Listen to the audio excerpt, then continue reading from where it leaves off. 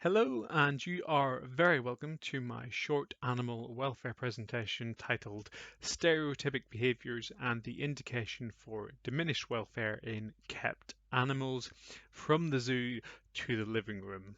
The title is so long that it almost takes up the entire 15-minute allotment. However, with the remaining time we have left, we will look at other things. So this is our list of contents for today's talk. First off, what is a stereotypic behavior? This is our introduction into stereotypies, why it is relevant to all kept animals, how stereotypic behaviors relate to welfare, meeting needs and environmental enrichment, and we will finish with a few specific studies and a call to action as to what people can do. And if we make it through the entire presentation without me tripping over my tongue saying the word stereotypic, then we will count this as a huge success. So, what is a stereotypic behavior? A stereotypic behavior is in effect an abnormal behavior. Whilst there is no one exact definition for what a stereotypic behavior is, most define it as a behavior that is both repeated and seems to serve no obvious purpose for the animal. Stereotypic behaviours can vary greatly dependent on both the individual and the species, but common stereotypic behaviours include pacing and circling, which is seen a lot with animals in a zoo, a number of oral behaviours such as biting bars or over-grooming or plucking fur, and some animals can even engage in light or shadow chasing, where they become fixated on following and trying to bite or grab at the shadow or light.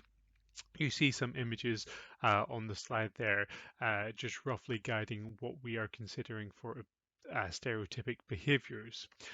Words like obsessive or fixated can often be used in definitions. For example, the animal is so obsessed with carrying out the stereotypic behavior that it does not respond to other stimuli. This does happen.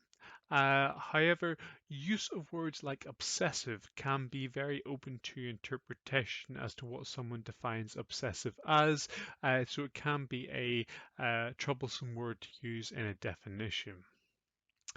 Just being conscious that sometimes a learnt behavior can present as a stereotypic behavior.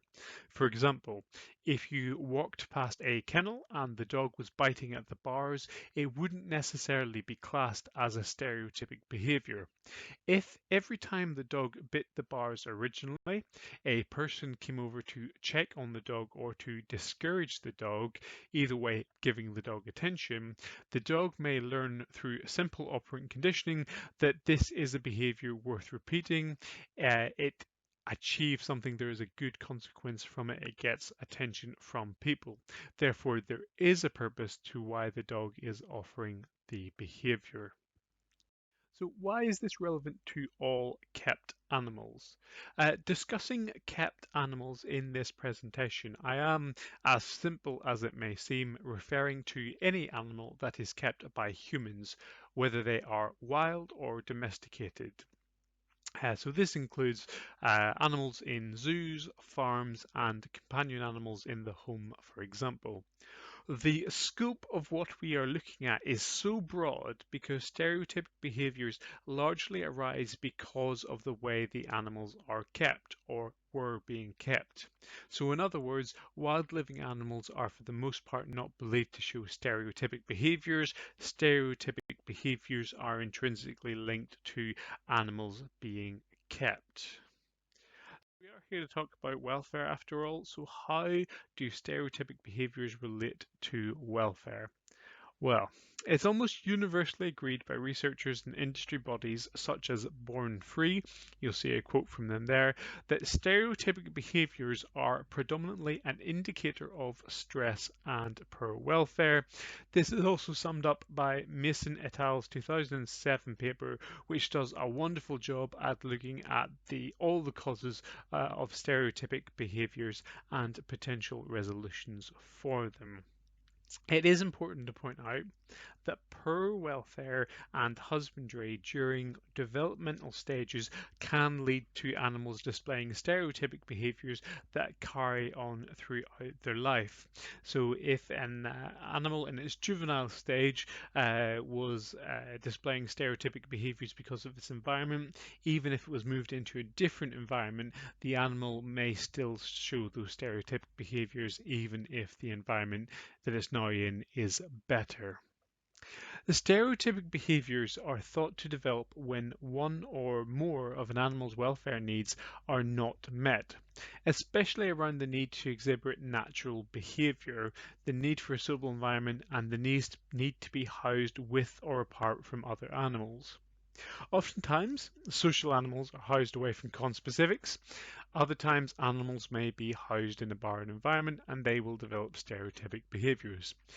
For example, hens may excessively feather peck due to being housed in a barren environment, or cats may overgroom if forced to live with other cats whom they are not socially bonded with. Stereotypic behaviours are not only bad because they serve as an indicator of poor welfare, but they can also lead to the animal sustaining physical damage or injury, so they are a welfare concern in and of themselves. Exhaustion from circling or pacing, cracked teeth from bar biting, or affections that can occur after the skin is broken due to over grooming.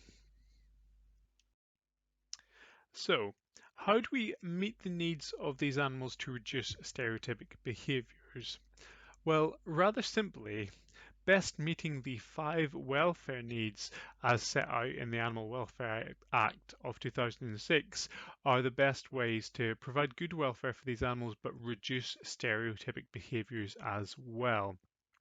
More importantly, having the animal having its welfare needs met from birth and at all stages of its life is essential to prevent the development of stereotypic behaviors, as is generally the rule. Being proactive rather than reactive is always better. So, as per the welfare needs, for those animals currently showing stereotypic behaviours, their environment needs to be assessed to see if it best meets the needs of the individual. It's not simply looking at if the animal has somewhere to eat and drink and sleep and go to the toilet, but all different aspects of that. Does the position where the animal gets the toilet, is that right for the individual? Does the animal have enough space? Or is it an animal that likes to get off the ground access and get up high? Is there different levels provided for the animal? Does the animal have opportunities to hide? These are just a few examples, but it's important to consider how we can make the environment suitable for what that species particularly likes and what is innate to their ethology. For social species being housed separately, they do need to be able to interact with appropriate conspecifics. Now, of course, this can work the other way. If an animal can see a conspecific that it doesn't want to see, if it's an asocial animal or just it's not the right kind of conspecific, this can also cause issues. So it's about getting it right for the individual when we are meeting those welfare needs. Now, away from this, a lot of focus is on using environmental enrichment to reduce stereotypic behaviours. This fits in with the need to display appropriate behaviour welfare need. So this environmental enrichment can include, but is not limited to, enrichment feeding, sometimes called puzzle feeding, object interaction, brackets toy play, and cognitive challenges, brackets training. Each of these have multiple benefits if put in place correctly, such as stimulating specific behavioral motivations that are innate to the species. They also help tire the animal out. They also serve as boredom busters, as boredom is often a big problem. And with a number of species, there are suggestions that when an animal displays problem-solving behavior or successful behaviors, they sustain or not sustain, they achieve a rush of endorphins, such as when a dog figures out how to get food from a food puzzle or a cat catches a toy that replicates prey. So not only is it keeping them busy and occupied and reducing frustration, but physiologically it should be making them feel a bit calmer and a bit more happy. These things often look very simple and a bit fun, but that can often sort of hide the true value in these activities, especially when it comes to resolving stereotypic behaviours. So if we look at the images there from top left working clockwise, the first picture with the lemurs, we have object interaction. I chose this as it was a little bit different. If you were to argue semantics over whether a bubble classes as an object, you may have a point. But anything like this or toy play can help reduce stereotypic behaviors. The next three images, the horse, the lion, and the cat, all relate to enrichment feeding, providing food for the animals in a way that best replicates their natural feeding patterns or in a way that is just stimulating for them. And finally, the cognitive challenges. Positive reinforcement based training is a fantastic version of this. It's utilized a lot with a number of animals, be they in zoos, in labs, or in the home environment. Keeps the animal occupied, helps reduce stereotypies, but also can be of benefit to the keeper as it can teach the animal some vital skills. The two images we have here are animals learning to target a target stick. Fundamentally, though, it's important to remember that environmental enrichment is not a cure-all. Therefore, you need to be putting this in place alongside just meeting the basic welfare needs of the individual. So we'll look at a study quickly.